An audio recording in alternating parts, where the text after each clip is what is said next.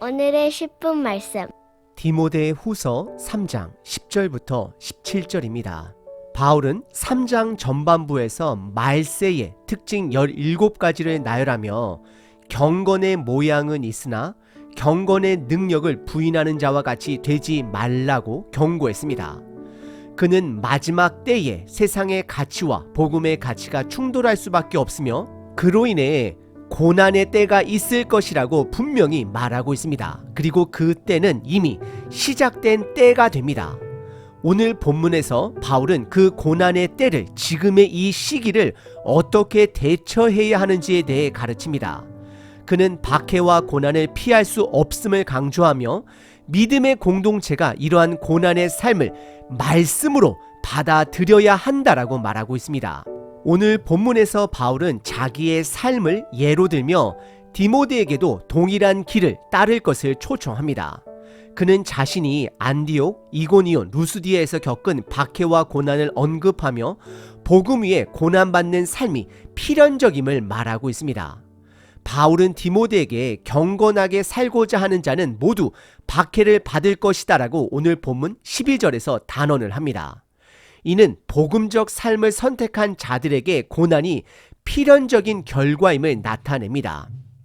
더 나아가 바울은 거짓 교사들이 점점 더 악한 길로 빠질 것을 경고하며 디모데에게 그가 배운 하나님의 말씀 안에 거하라고 명령을 합니다. 바울은 복음의 삶을 보여주는 자가 드문 이 시대의 결핍을 지적합니다. 목회자를 포함한 모든 성도가 복음적 삶의 본보기가 되어야 하지만 그러한 본보기가 부족한 현실은 교회 공동체의 부재로 이어집니다. 그러나 바울은 말씀의 능력을 통해 이 부재를 채울 수 있음을 확신합니다. 성경은 하나님으로부터 나온 생명의 말씀이며 이를 통해 하나님의 선하심이 공동체 안에 세상 가운데 풍성히 드러날 수 있다라고 확신합니다. 오늘 본문을 통해 하나님의 말씀의 능력이 우리 삶과 공동체 안팎으로 새롭게 살아나는 은혜를 경험하길 소망합니다. 오늘 본문은 크게 두 가지로 나눌 수 있습니다. 첫 번째는 고난의 삶에 대한 설명입니다. 두 번째는 디모데를 향한 권면입니다. 첫 번째는 고난의 삶에 대한 설명입니다. 10절서부터 13절입니다. 바울은 디모데가 이미 알고 있는 자신의 삶을 예로 들며 믿음의 삶이 세상의 가치와 충돌할 때 불가피하게 겪게 되는 고난을 강조합니다. 첫 번째는 10절과 11절에 바울은 자신의 교훈, 행실, 의향, 즉 삶의 방향, 믿음, 오래 참음, 사랑, 인내, 박해, 고난을 이야기하며 디모데 너가 그것을 잘 알고 있다라고 상기시킵니다. 특히 이고니온과 루스드라에서 겪은 박해를 언급하며 돌에 맞아 죽은 줄 알고 성 밖으로 내쳐진 사건을 디모데에게 다시 떠올리게 합니다. 바울은 이 사건을 통해 믿음의 삶은 세상의 가치와 충돌하며 고난이 따를 수밖에 없다라고 설명을 합니다. 그러나 바울은 이런 고난 속에서도 하나님께서 본인을 건져주셨다라고 말하며 하나님의 함께 하심을 고백합니다. 그리고 12절서부터 13절에는 바울이 고난의 필연성을 다시 한번 강조합니다. 바울은 디모데에게 그리스도 예수 안에서 경건하게 살고자 하는 자는, 즉 믿음의 사람 모든 자를 말하는 것입니다. 믿음의 공동체의 모든 자는 박해를 받을 것이다 라고 명확하게 말합니다. 세상은 죄악을 포기하지 않고 점점 더 하나님 없는 가치로 나아갈 것이기 때문에 믿음의 사람들은 이로 인한 고난을 받아들여야 함을 강조하고 있는 것입니다. 그리고 이어서 두 번째 본문은 14절서부터 17절까지 디모데를 향한 권면이 시작됩니다.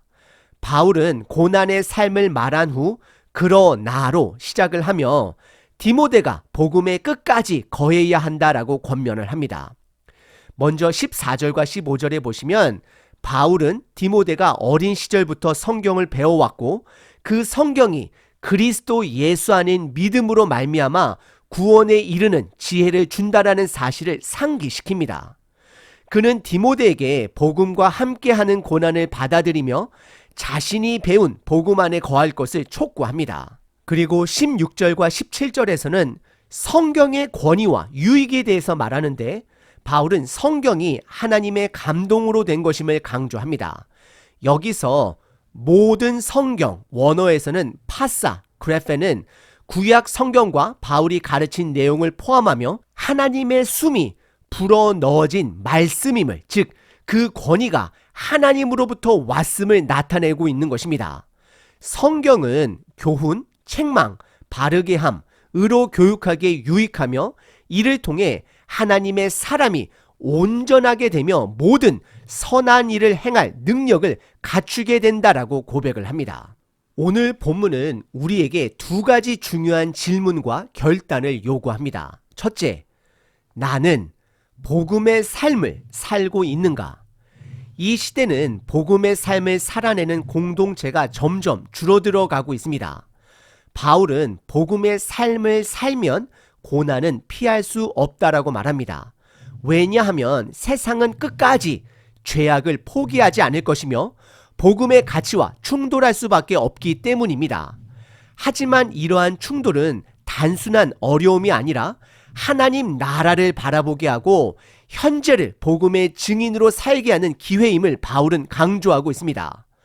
바울은 말씀의 능력이야말로 우리가 충돌을 넘어 하나님의 선하심을 드러내는 삶을 살도록 돕는 도구다라고 16절과 17절에서 말하고 있습니다.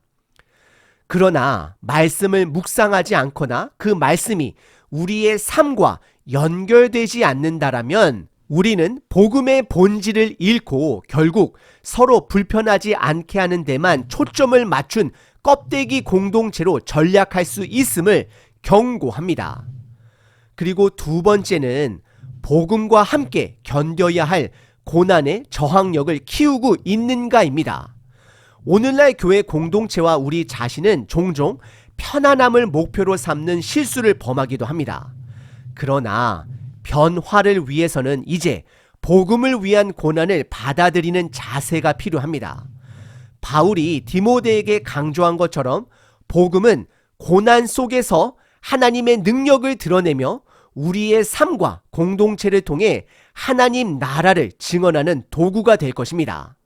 결국 바울은 우리에게 복음에 충실하며 말씀 위에 굳게 서서 고난을 두려워하지 않고 믿음의 증인으로 살아가라라고 도전을 합니다. 다시 한번 두 가지 질문을 여러분들께 드립니다. 첫째, 나는 복음의 삶을 살고 있는가? 둘째, 복음과 함께 견뎌야 할 고난의 저항력을 키우고 있는가? 모든 능력은 말씀에서 옵니다. 왜냐하면 말씀은 하나님의 감동으로 그분의 숨결로 온 것이기 때문입니다. 우리의 참된 생명의 길은 오직 말씀에 있습니다. 말씀 묵상, 말씀 실천, 말씀 소망, 이 세 가지가 우리의 삶을 이끄는 핵심이 되어야 합니다. 말씀을 묵상하며 하나님의 뜻을 깨닫고 말씀을 실천하며 그분의 사랑과 진리를 드러내며 말씀 안에서 우리의 미래와 소망을 발견합시다.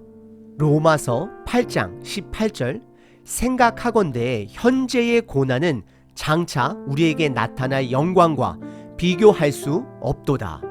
생각하건대 현재의 고난은 장차 우리에게 나타날 영광과 비교할 수 없도다.